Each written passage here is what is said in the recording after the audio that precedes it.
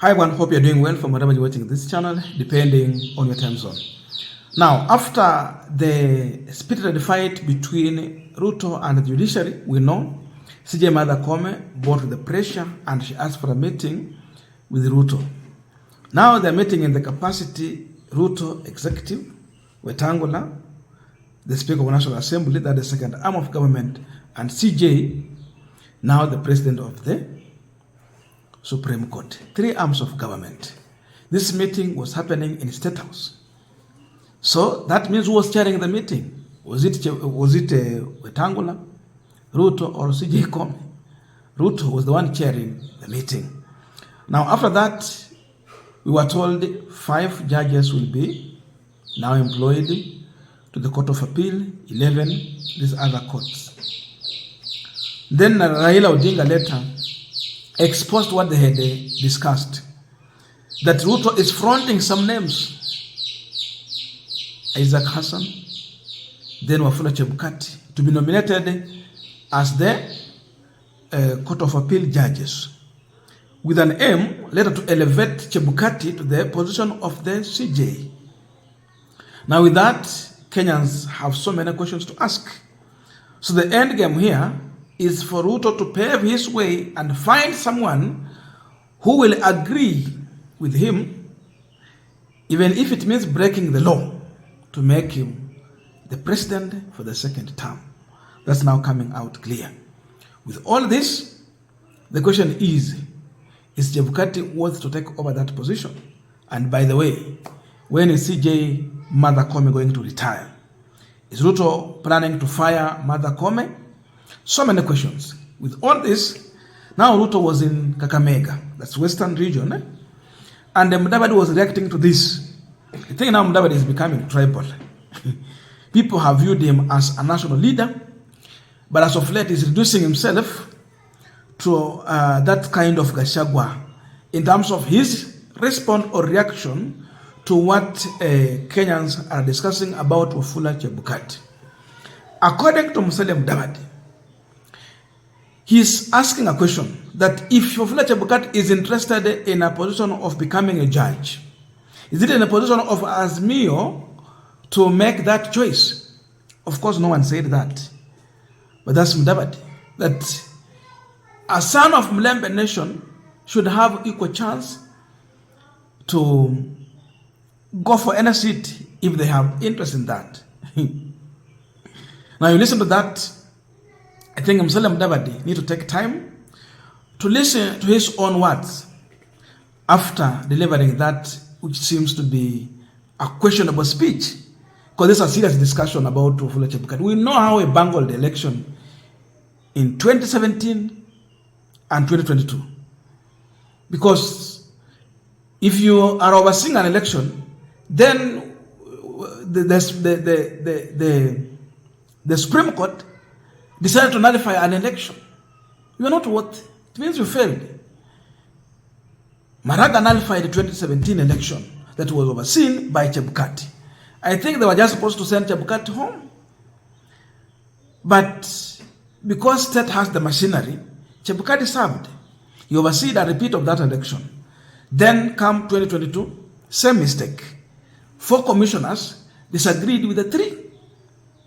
But Chebukati chose to go with the minority. Look at that. With all this, it is just Chebukati should not hold any office. Aenda tu nyumbani hivyo. He has been a commissioner. Hama hakuna Wakenya wengine. But first of all, listen to Musalia Mudavadi speech, which is part of this discussion, because why are they talking about Chebukati? Why?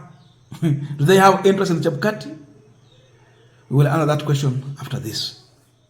Babu, there are people who want to always criticize the president. Oh, he has commented on the judiciary, he has commented on this. But I also want to say,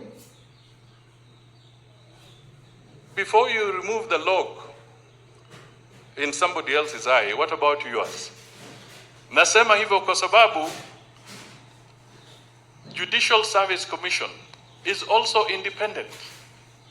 And Judicial Service Commission has the right to recruit anybody who qualifies to be a judge of this republic. So it is wrong for the Azimio leadership to start determining who should the Judicial Service Commission recruit. You cannot tell us that a son of the soil in this area, if they are interested, kama ni Chebukati ama nani, if he puts his bid for the position of a judge, that is the responsibility of the Judicial Service Commission, not the responsibility of politicians to try and direct the Judicial Service Commission. These kind of contradictions are not acceptable. Now we are continuing this Magna discussion, but just a quick request for those who are watching and you have not yet subscribed, please consider subscribing. To our returning subscribers, I must say thank you so much. And again, to all our viewers, please give this video a thumbs up. Thank you so much, and back to this discussion. Now, there is one question Kenyans are asking themselves. Why is Kenya Kwanza forcing a Chebukati narrative? Why are they forcing that? Because Mudavadi would have used any other example to bring out the point he wanted to share. Hata angesema mtu kama Inspector Mwala ama mtu mwingine, use another example. Any name. But his choice of name, Wafula Chebukati, explains a lot.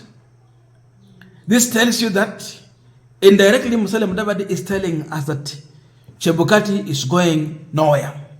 Possibility of him being nominated among the 5 judges is there, with an interest to make him CJ. So this is now coming out clear.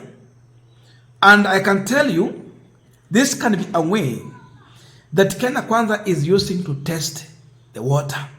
How deep is the water? What will be the reactions of Kenyans when they hear a senior government official in Kenya Kwanza, third in command politically, mentioning the name Wafula Chebukati? RUTO hajataja Chebukati, lakini tunajua mambo inaendelea. Gachagua hajaongea kuhusu Chebukati. But it is Mudavadi who is the third in command in the pecking of Kenya Kwanza administration. Prime Cabinet Secretary. He just decided to mention Chebukati. So the issue is that wanajaribu kuangalia the reaction of Kenyans on this. How will Kenyans take this?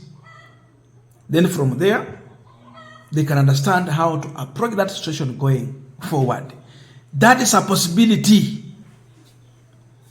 So when you see Mudavadi talking about Chebukati and mentioning him very openly and becoming this much tribal, there's an interest they have in this Chebukati. And I can tell you by every means, you check on how RUTO is running this government. We are so much poor. Sisi tumekuwa maskini wa ajabu. The economy is not working. People have been impoverished. 1 million jobs have been lost. We can't afford basic needs. He's now asking us to pay for the ID, among other many things. So we are buying our citizenship. With all this, there's no way RUTO can win in free and fair election. He has become an enemy of the people, and he is so much unpopular. He is well aware of that. Because of that, RUTO might not be willing to hand over power to the next person who will win election in 2027. And to do so, he has to look for someone who can favor him. That person is in Wafula Chebukati. We doubted 2022 presidential election results because you cannot lead a commission where 4 of your own people are rejecting your position and the 3 are agreeing with you. Yani wewe na wengine wawili. Kwa hivyo watu wawili waliunga yeye mkono na 4 wakakataa maneno yake. But Chebukati had his way. Just imagine now you have such a person as the CJ. So he will have to influence the other judges because this is a 7-judge bench. Hawezi kuwa 6. Kama mmoja ni mgonjwa itabidi mwingine akae kando wabaki 5. So you bring in someone who can compromise the other Supreme Court judges. Unahitaji tu yani ukue na majority. You don't need to convince all of them. Wachache tu wanunue pale na wewe mwenyewe ukue hapo. So when they are compromised, they make a ruling that will favor you. So because Ruto is aware that he is unpopular, even his own people are composing music to reject him. There is serious revolution in Rift Valley. Now Mount Kenya, where he was riding on, they're saying no. They're referring to him as a liar. They are rejecting him. There is another revolution from Mount Kenya region. So with all that, where next will he face? Watu wako wamekukataa karibu nusu. Mount Kenya kule ulikuwa nako wanasema big no. Utapata kura Western, ama itakuwa Nyanza, Lower Eastern, ama itakuwa Nairobi or Coast. He has no votes. And the difference between Ruto and Ruto and Raila Odinga ilikuwa kidogo sana, very lean. Was it 230,000 or what? Now you are serving for the first term, and that is the difference you have between you and your opponent. People have tested you, they know you. Being re-elected, you cannot win with a landslide or the same amount of votes. Huwa inapungua because now your popularity has gone down, people are checking on your failures. So with all this, Ruto knows that he cannot win through the ballot.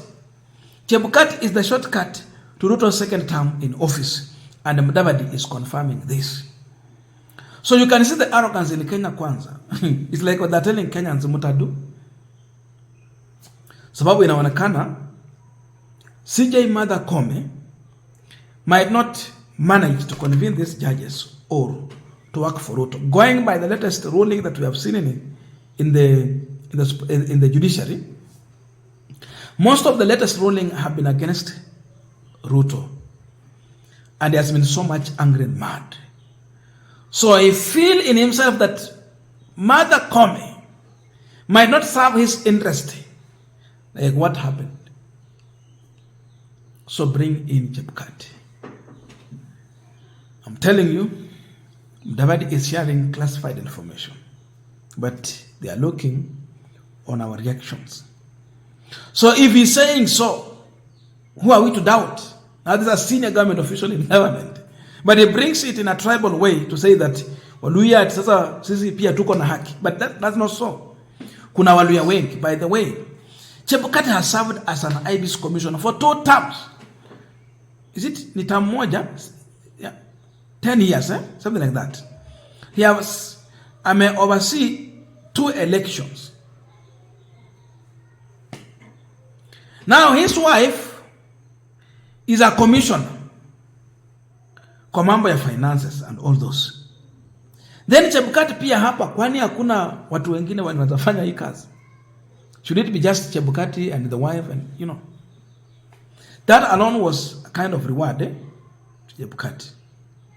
But with all this, more is coming as we wait to see way forward. By the way, this is the end of this discussion. Let us meet in the comment section to continue with this discussion. Thank you, and see you in our next video.